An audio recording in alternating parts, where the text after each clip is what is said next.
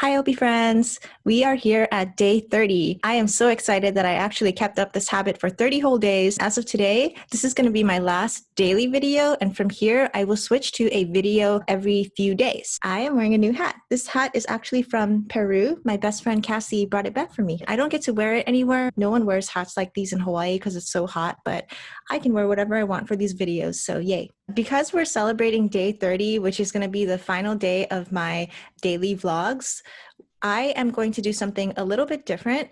I actually have my INTP brother who has prepared a bunch of questions for me that I have not seen ahead of time, and he is just going to be feeding them to me. I will be looking at these questions for the very first time. Also, I just wanted to comment a little bit on yesterday's video. I felt incredibly spacey and like I was reaching for topics, and I just wasn't really happy with it at all. And to make things harder, I had entrusted the editing of the entire video to my brother. It was actually a very difficult experience for me because I'm very controlling of what I edit out, just the long pauses and unnecessary words. I noticed that he kept a lot of that in, and I think there was a part of me I wanted to go in and edit it some more, but I just had to let that go and tell myself to leave it as is. When it comes to my creative projects, and especially the way that I'm perceived, I tend to be a little bit controlling. It's not so much the control aspect, but it's really me wanting to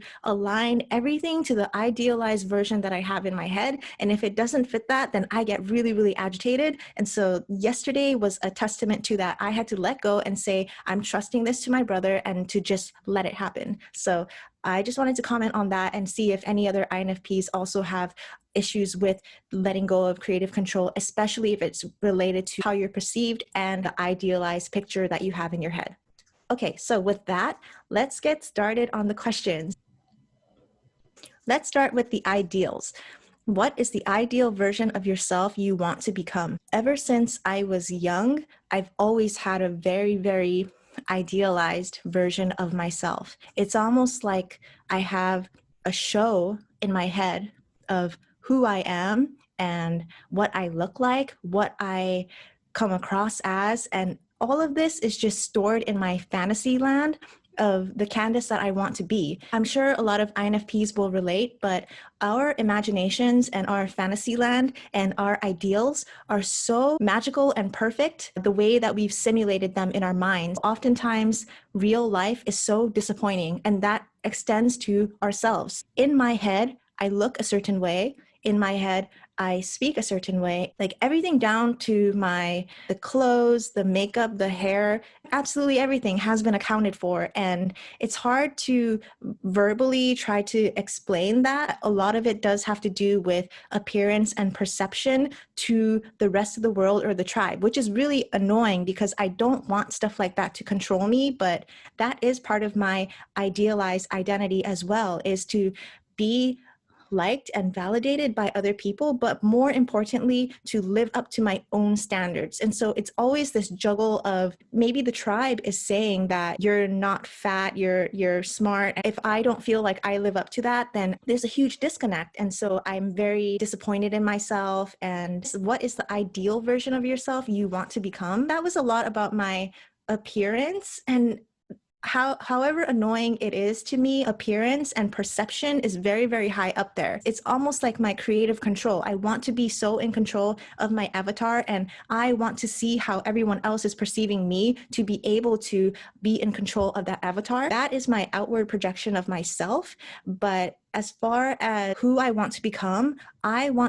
mature and understanding and at peace. That is who I'm always striving to be. And that is why I'm so obsessed with self-growth and self-knowledge, psychology and typology, because all of these things help me to evolve, help me to work on my blind spots, all of the things that I'm not good at. I do think that looking at the Maslow's hierarchy of needs pyramid, I've always felt that my pyramid was flipped, and I was way too obsessed and focused on the self-actualization rather than the safety and the food and the very, very basic things. I have ignored and neglected a lot of those basic things, and it's something that I'm having to backtrack on and to build that up. But that's all part of my entire identity, and so that's part of the ideal identity that I have in my head too. I don't know. Does that answer the question? Okay. All right. We're going to move on to the next question. The next question is, how has personality typing helped you evolve?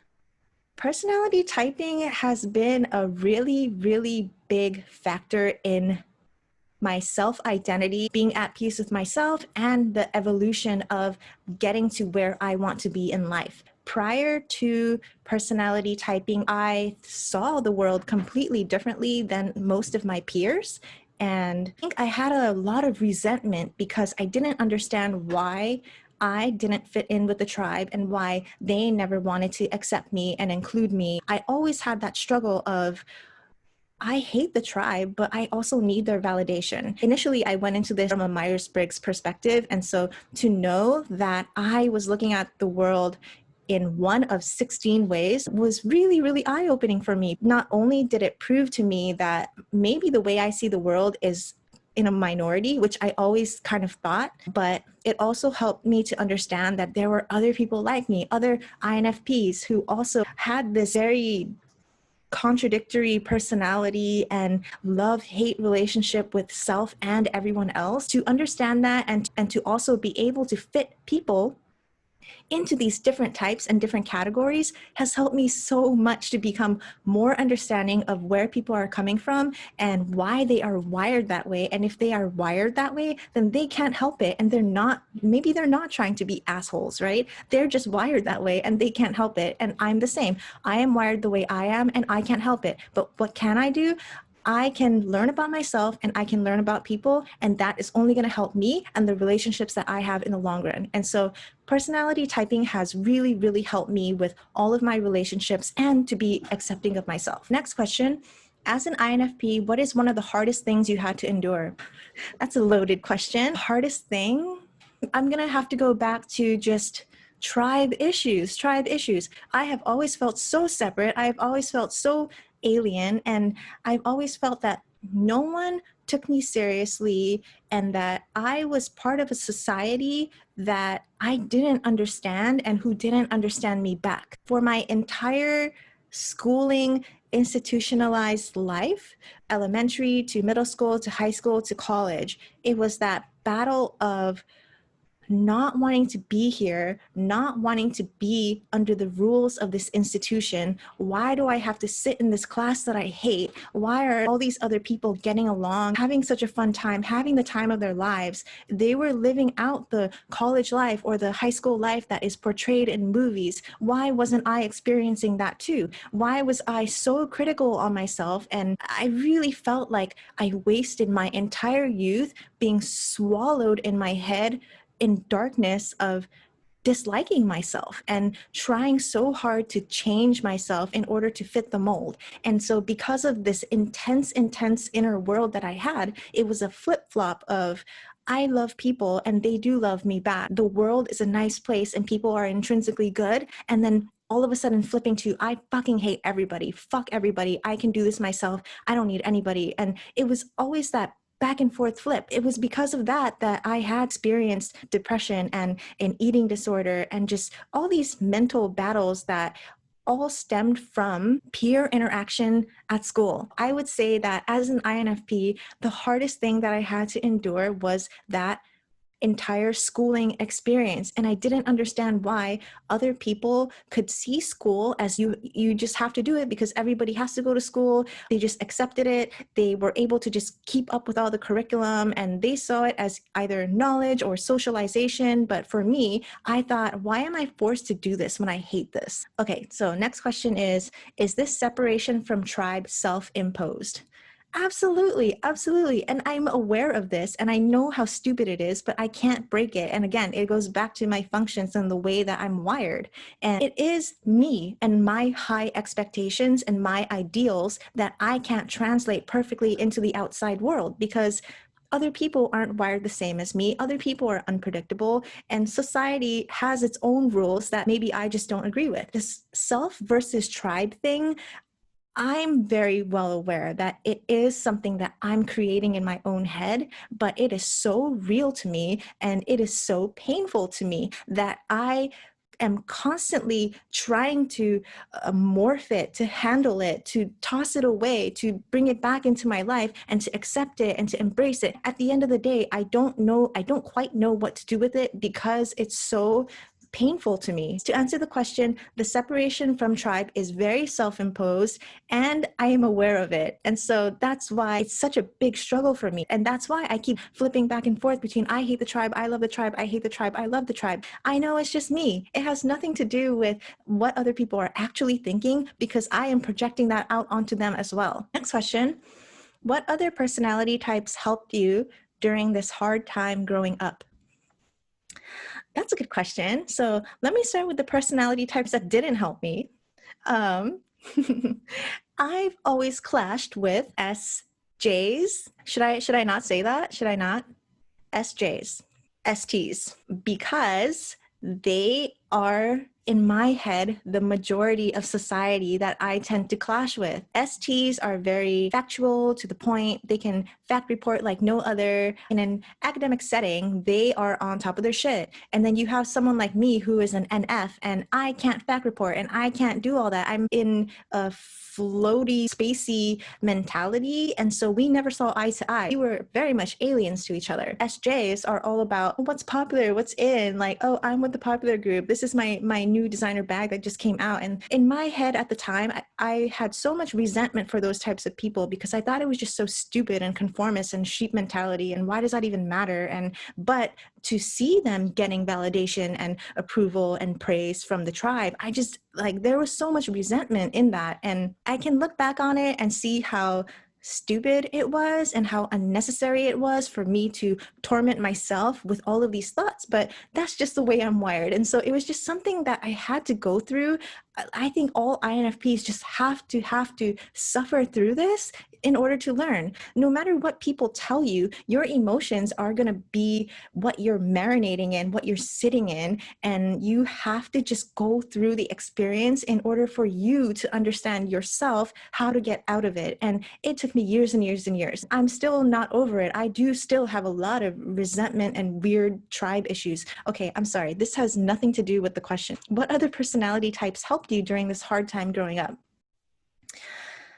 Because I was a huge introvert who had a hard time interacting with the tribe, it was really extroverts that came in and helped me during this time. I'm sure most of you introverts would agree that in many situations, it's a friendly extrovert that will adopt you and invite you out to things, bring you out to parties, introduce you to new people. And I think without them, I would have been stuck in my inner world forever and ever and ever. I am incredibly grateful to my extroverted friends who did just come by and adopt me on a whim. That's incredible. The fact that they can do that and not overthink it, they just have this almost careless abandon of, hey, let's be friends. And I appreciate that so much. They were really the sunshine in my life in those dark times. And without them, I feel like I would have had less of a social life and experienced much less in the world because I would have been stuck in the darkness of my own head. So during those times, I would say the extroverts really, really helped me. And a special shout out, especially to extroverted intuitives. So all of my best friends in life just happen to be ENFPs and ENFJs. Thank God for them. Thank God for them. That was really during my high school years. After high school, around college, and after college, I will say the people to help me the most were NTs. And it is because they are so level-headed and grounded and realistic and logical. And they really helped me to balance that overly emotional side of myself and to put it finally in check. Up until that time, I let it run free without any type of constraint to my own detriment. And so I'm very thankful for the NTs in my life, particularly INTPs and INTJs. Next question that says, react to this image.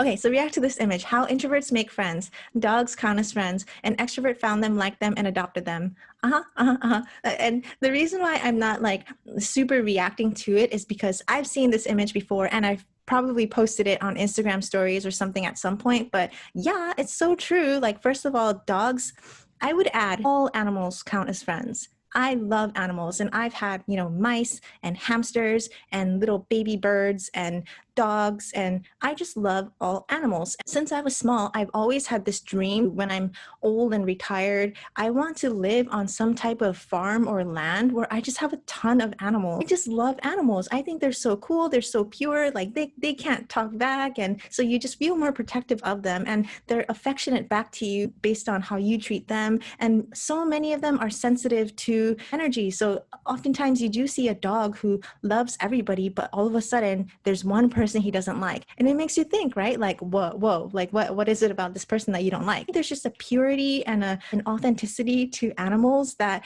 I just love. They don't have ulterior motives, especially dogs. They just want to be around you, and they just want to be in your presence and play with you and be happy. And so yes, dogs absolutely count as friends. And then the majority of the pie chart, an extrovert found them, liked them, and adopted them.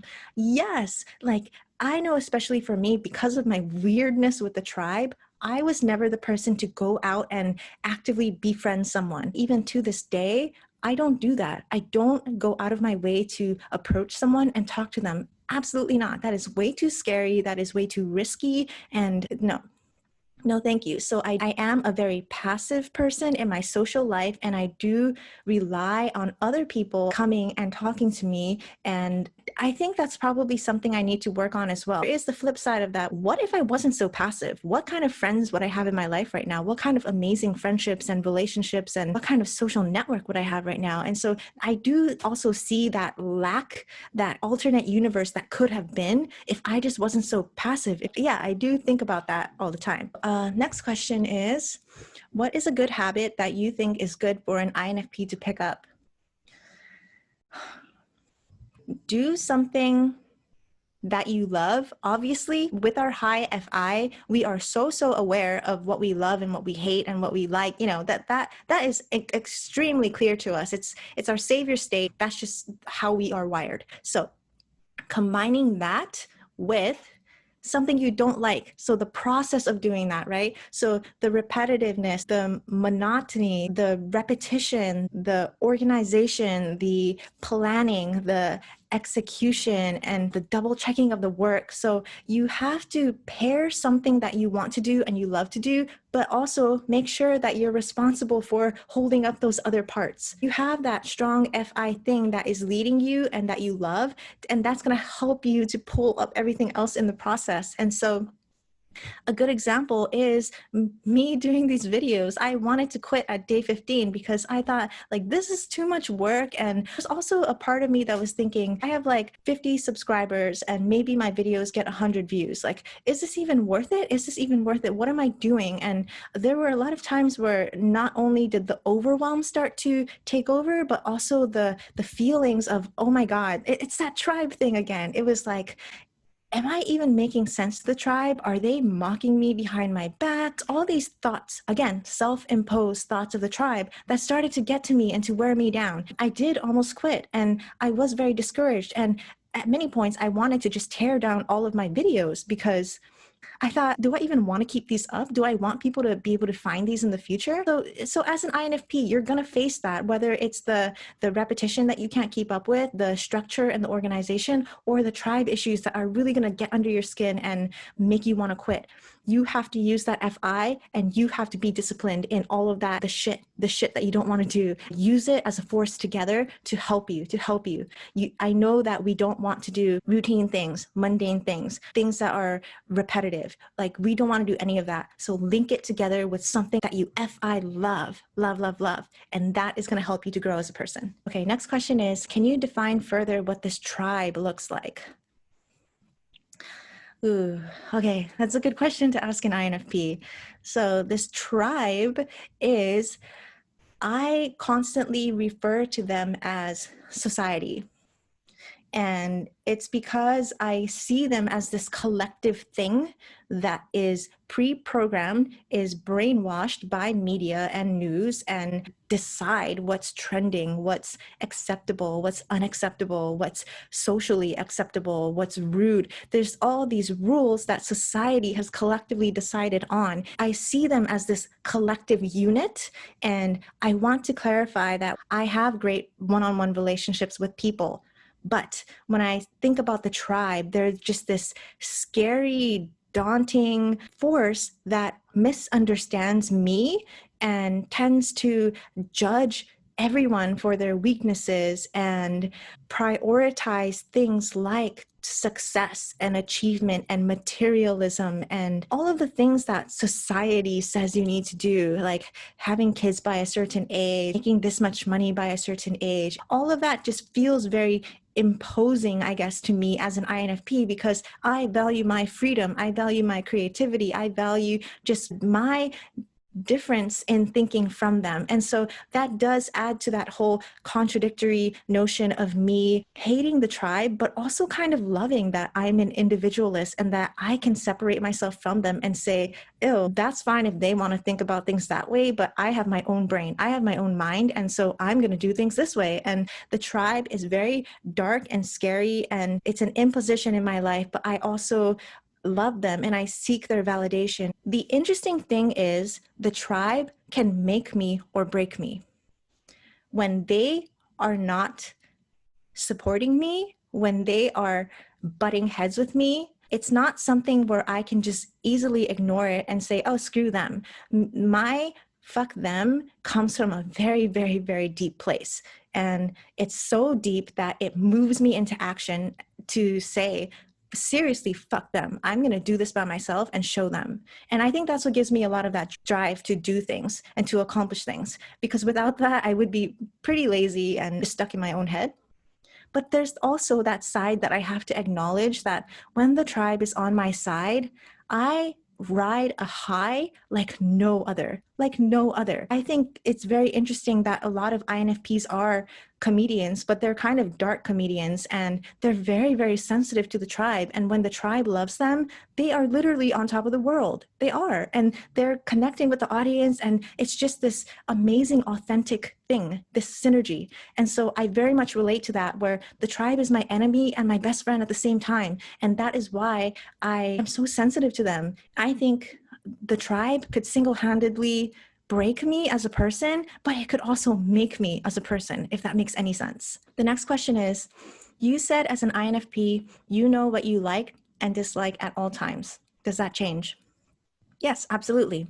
And I think the thing about our Savior FI users is that we can't lie about the things that we like and dislike in the moment, because it has to do with our identity. So we have to be authentic to that. We do acknowledge that our likes and dislikes change because we change, circumstances change, the context changes, the nuances of everything change, and therefore our likes and dislikes also change. That's why I really liked this journal that I showed you guys the other day, where I barely filled it out, because it's basically 5 years of like, what is your favorite this, or what is the next book you want to read? And I'm very aware that on a year-by-year basis, my answers are going to change. And that's fascinating to me, to know that, okay, in 2015, this is what I thought, but a year later, this is what Candace a year later thought. This is like a really good example of, I think, a Savior FI user is acknowledging that it changes all the time, but the truth of it in the moment is there. It's absolutely true in the moment. So we will never lie about our likes and dislikes simply because we can't.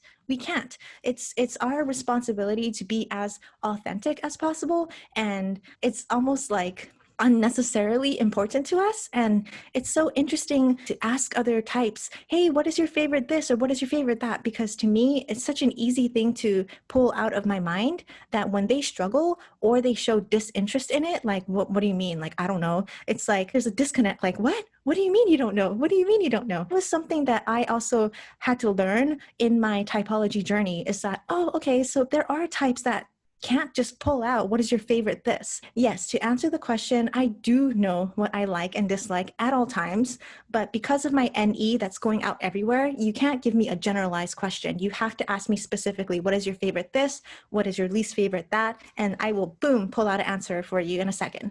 How do you feel about the currently downtrending influencer movement? Do you mean that influencers as a whole category is no longer trusted? as a marketing tool and that people are shying away from using influencers? Does that mean that people are starting to hate on influencers? He says, up to you. So I'm just going to interpret that however I like.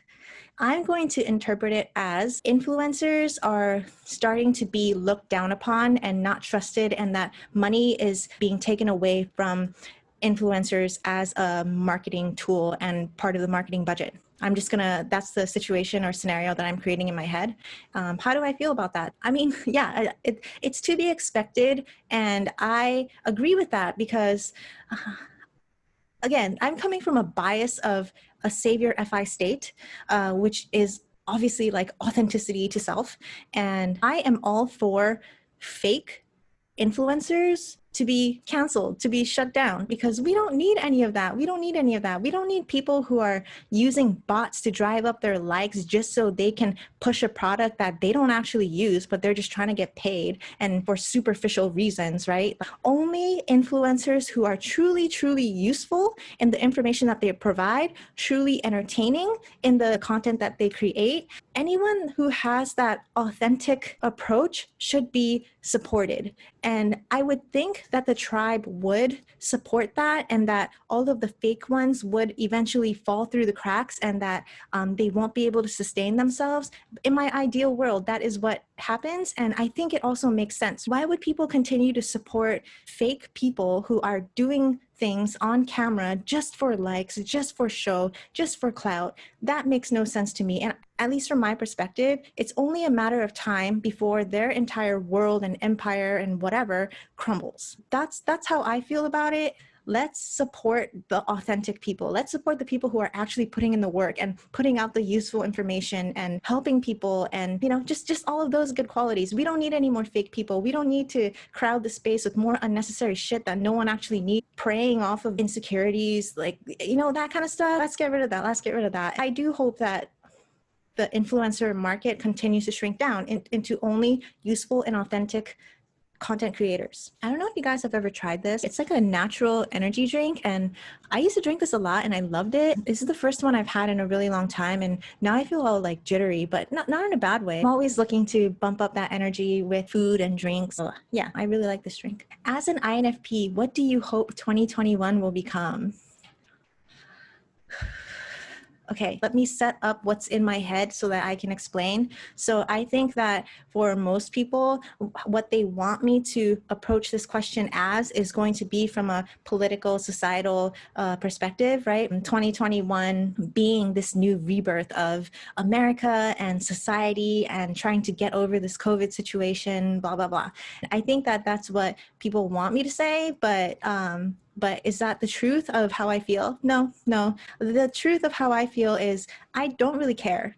Whatever happens with politics and whatever happens to society, I feel separate from it to the point that I don't really care. And whatever happens in that world, it's like almost like it's all created to feed into the system and for the news to just have eyeballs glued to it and to instill fear and panic. I kind of see it all as this game that's already been created to move people in certain ways and to react in certain ways. And so for that reason, I've always stayed away from mainstream news, mainstream culture, and especially politics. I've never felt interested in it. And because I'm just one of millions of people, like, does my opinion about society really even matter? No, not really. And for me, at least, my inner world is so much more vivid and therefore more important to me than what's happening in the outside world. No matter what's happening in the outside world, I can preserve myself. I can make opportunities for myself. I can grow as a person. I can choose to do whatever I want to do, regardless of what's happening out here. Just to comment on the 2020 situation, and especially with COVID, yes, I do feel for the people who lost their jobs. I do feel for the people who are grieving, for family members and friends who have died. But for me as an individual, did COVID affect me to the point where I'm kicking and screaming and saying, it's not fair, everything's not open, I don't have a job anymore? Like, all of those types of complaints, I feel immune from, because I felt like it didn't really affect me in any way. Like, I'm an introvert, I love being at home anyway. It just opened up more opportunities for me to stay at home and work from home. And to just work on myself and to stay in my inner world and to evolve as a person. And for those reasons, I didn't really care too much about the situation with COVID. And maybe that's insensitive to say, I don't know, but that's just my truth. And so because of that separation that I feel from society, yeah, I guess in 2021, sure, I hope that society improves. Sure, I hope there's less oppression and more equality. Like, yes, but there's a part of me that feels like there's enough people worrying about that. There's enough people campaigning and protesting and doing all of that. That does my involvement matter? Like, to me, the answer is no, no. And perhaps it's because I just haven't found that one issue that really, really punches my gut and says, oh my God, you need to do something about it. But I haven't found that yet. And it's cool to see that other people have found that, and it's stirring them into action. It's moving them into proactive causes and rallies for that cause and for the people. But for me, I haven't found that necessary in my life. And so because of that, I just choose to stay in my own world and to worry about myself and just my immediate concerns. And however selfish that sounds, I think it's a very FI answer. Okay. Let me catch my breath. Well, I guess I'm highly caffeinated at the moment, but it's interesting that when you're talking and you're trying very hard to get things out, it does actually expend a lot of energy, and to the point where I'm like a little bit out of breath and I need to calm down a little bit. Okay. What would you tell yourself who was just about to start this video journaling process? What would I tell myself? Okay, so if I could go back 30 days and to tell myself something, I guess I would say be yourself, because there's going to be multiple points in the 30 days where you struggle with self-doubt, where you struggle with balancing your responsibilities, where you struggle with being unhappy with the way that you're being perceived on camera, or being unhappy with the way that you look that particular day, or the things that are coming out of your mouth because it's not coming out clear and it's not coming out in your usual creative fashion. And there's going to be days like that, but you have to look at the big picture. What are you trying to achieve? Are you trying to impress people every single day? Because that is how you burn out. If you look at it as every single day I wake up and I need to impress people, that's no way to live. That's no way to live. And that is a massive drain of energy, and it's only going to put you more into a negative headspace. My advice to myself would be, who cares what anyone thinks? Do this for yourself. Do this for yourself. Talk about the things that you want to talk about. Don't go in trying to prove certain things, doing anything for likes or views or anything like that. Who fucking cares? This, after 30 days, you're going to realize was an incredibly fun adventure, because first of all, you fucking did it. You did it. Like, you did it. Like, balancing 5 classes and recording and editing, you somehow pulled that off every single day for 30 days. That's absolutely incredible. And on top of that, your ability to speak is on fire compared to day 1. What I would tell myself is, this is just a fun experiment. Have fun with it. Be yourself, and know that after 30 days, you are going to accumulate so many improvements in skills, and it's going to have ripple effects in all parts of my life. My confidence, my cleaning my desk, getting things done, prioritizing things, all of those things are going to be hit. Responding to comments, interacting with the tribe, dealing with tribe criticism, all of that's going to happen, and you can deal with it. You can deal with it because you're doing this for yourself. You're doing this for yourself. I guess that's what I would tell myself when I was going to start this video journaling process. Okay, so last question. What do you want to tell your watchers who followed you on your journey? Okay, that's actually a good question. What do I want to tell my viewers and my followers is, honestly, thank you.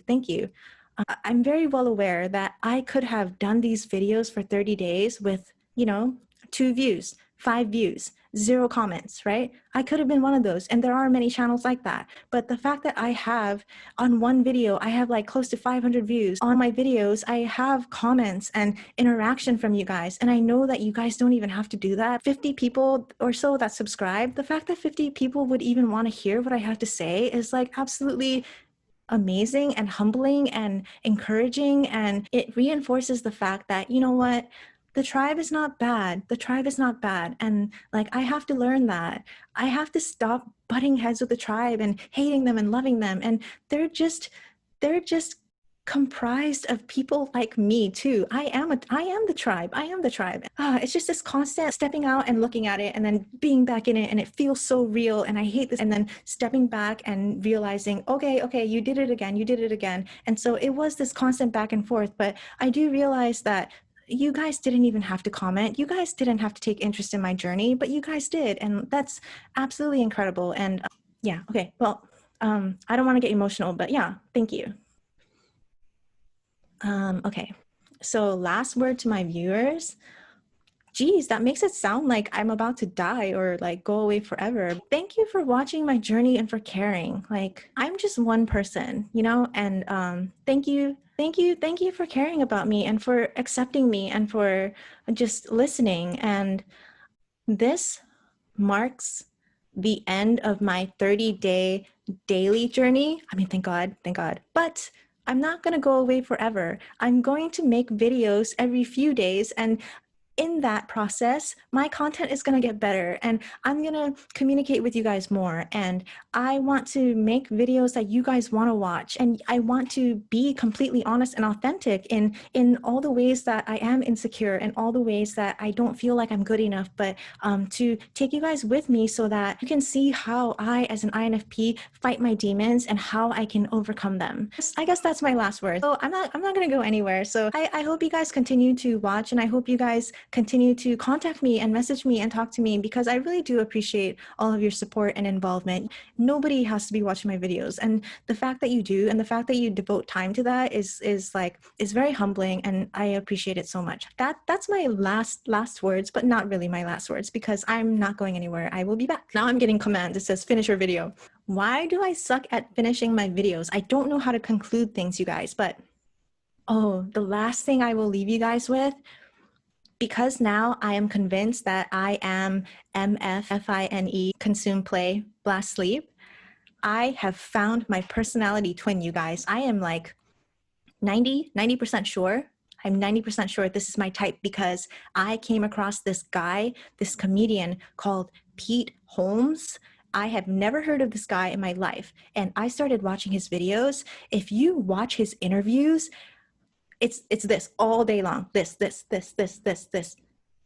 It, like, if you just pause this video at any point, it's this. And in every single one of my videos, the screenshot that YouTube captures as my thumbnail, it's like this, right? And so the things he talks about, his self-awareness, his comedy style, it is so me. And so I'm pretty sure I found it, guys. I found it. And he is a very goofy but self-aware person, very insecure about the tribe as well, and obsessed with articulating things in a way that people understand. And so I don't know, I think I found my type, guys. That I'm pretty sure that's what I am. It's weird to look at yourself in another person, because do I want to be like him? Not really. He's this giant goofball, and like he even has the body type of not particularly fit, and he definitely looks like he enjoys ice cream on a nightly basis. You know what I mean? Like that, and I feel like we're the same.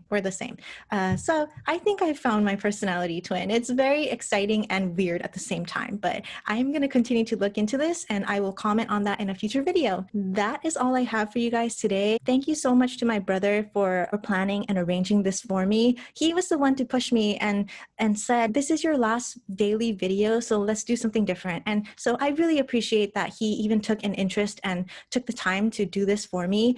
So thank you, Kyle. That's all for today, and I will see you guys in a few days with a new video. So thank you for an incredible,